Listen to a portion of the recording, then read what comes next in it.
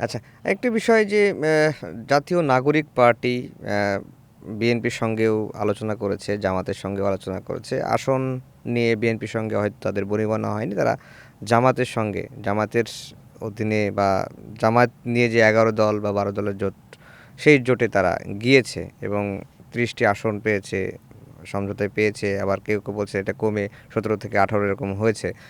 তো এনসিপি নতুন বন্দোবস্তের কথা বলেছিল। তারা তৃতীয় শক্তির হবে এমনটাই তারা আহ, মানুষকে স্বপ্ন দেখিয়েছে। আমরাও খুব আশাবাদী হয়েছিলাম, কিন্তু জামাত জোটে যাওয়ার পরে অনেকেই খুবই নাখোশ হয়েছেন। আপনার কাছে কি মনে হয় যে এটা কি নাখোশ হওয়ার মতো কিছু, নাকি রাজনীতিতে এগুলো হতেই পারে? দেখেন, যারা আপনি আমাদের রাজনীতি পছন্দ করবেন না তারা তো নাখোশী হবেন, তাই না? আবার যারা যে আমাদের রাজনীতি সম্পর্কে তাদের সমস্যা নেই কিন্তু পছন্দ করেন না, তারা হয়তো বা তার লজিকটা বুঝবে। আবার অনেকে তো এনসিপি থেকে বের হয়ে গিয়েছে, যে তাসনিম যারা একাই নমিনেশনের জন্য লড়ছেন, আমি জানি না এখনো ফাইনাল হয়েছে কিনা। নয়া বন্দোবস্তর কথাটা আমি বিশ্বাস করি তারা গুড ইন্টেনশন থেকে বলেছিলেন। এটা হচ্ছে আমার নাম্বার ওয়ান, যে ওইখানে ব্যাড ইন্টেনশন ছিল না। কারণ এত রক্তক্ষয়ী একটা আপনার আপরাইজিংয়ের পরে, এত মানুষের ত্যাগের এবং তিতিক্ষার পরে তারা ফ্যাসিজম, যেই রাষ্ট্র ব্যবস্থা ফ্যাসিজমকে ইস্টাবলিশ করেছে, তাকে চেঞ্জ করে একটা নয়া বন্দোবস্তের কথা তো বলতেই পারে।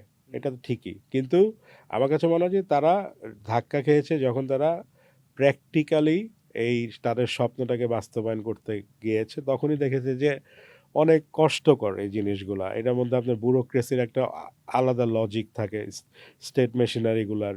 তারপরে জনগণ তো ধরেন, এই নাহিদরা ছিল, অবশ্যই ছিল ওই বৈষম্য বিরোধী আন্দোলনের মুখ নেতা, কিন্তু জনগণ তো নাহিদের, তারা একটা আমি তাদেরকে বলি ফ্যাসিলিটেটর। মানে ফ্যাসিবাদ বিরোধী একটা সামাজিক মনোভাব বহুদিন ধরে বাংলাদেশে আসলে ছিল। হুম। এটা একটা সময়ের জন্য অপেক্ষা করতেছিল, এবং শেখ হাসিনার ব্রুটাল ফ্যাসিজম ওই জিনিসটাকে আপনার ট্রিগার করেছে। যখন মানুষ দেখেছে যে এই আবু সাইদের মতো ছেলে যে যে দুটো হাত বাড়িয়ে আছে, গুলি করে মেরে ফেললো যাতে তার কোনো দাম নেই তার জীবনের, হুম। এই ধরনের, এবং হেলিকপ্টার থেকে গুলি করা, বাচ্চাদের মারা, সবাই তখন রাস্তায় নামছে। তারা কেউ কিন্তু কোনো লিডারের দিকে তাকিয়ে রাস্তায় নামে না। আপনি কিন্তু এই জিনিসটা হুম। জানেন, হুম। এবং আমি মনে করি আপনি এগ্রিও করবেন হুম। জিনিসটা। হুম। তারা ছিল ফ্যাসিলিটেটর। তো আমার মনে হয় যে ওই জায়গাটাতে তারা কিছুটা মানে কনফিউজ করে ফেলেছিল। তারা আমি জানি না তারা ভেবেছিলেন কিনা যে তাদের কথায় মানুষ নেমেছেন। তারা আন্দোলনের স্কোপটা ক্রিয়েট করেছিলেন, কিন্তু আন্দোলন যে যার জায়গা থেকে যার যার মতো হয়েছে। করেছে। তারা কর্মসূচিটাগুলো কাজে দিয়েছে, কিন্তু আগে অন্য অন্য নেতা বা বাংলাদেশের বিভিন্ন ইতিহাসে আমরা যখন দেখেছি নেতার নামের মানুষ নেমেছে, ওরকম কিছু এখানে হয়নি।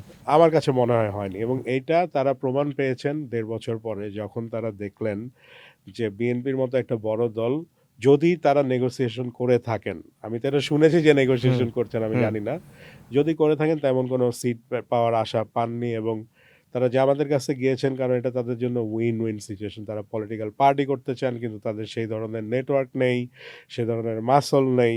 তো জামাত হচ্ছে তার ন্যাচারাল অ্যালাই। অন্যদিকে জামাতের একটি স্টিগমা আছে যে জামাত আপনার ৭১-এর স্বাধীনতার বিরুদ্ধের শক্তি, উইচ ইজ জামাত অ্যাকনলেজও করে, কিন্তু বর্তমান প্রজন্ম তো স্বাধীনতার পরে জন্ম নিয়েছে। তো তারা এই জুলাই রেভলিউশনারিদেরকে কাছে নিয়ে তাদেরও হয়তো বা কিছুটা স্টিগমা কমার একটা ব্যাপার থাকে। সো আমি এটাকে দেখি একটা উইন উইন অ্যালায়েন্স এখন ফর দেয়ার পলিটিক্যাল পারপাস, তাদের জন্য। কিন্তু এটা আসলে কতটুকু ইলেকটোরাল উইনিংয়ে কাজ করবে, এইটা ভাই আমি বলতে পারবো না।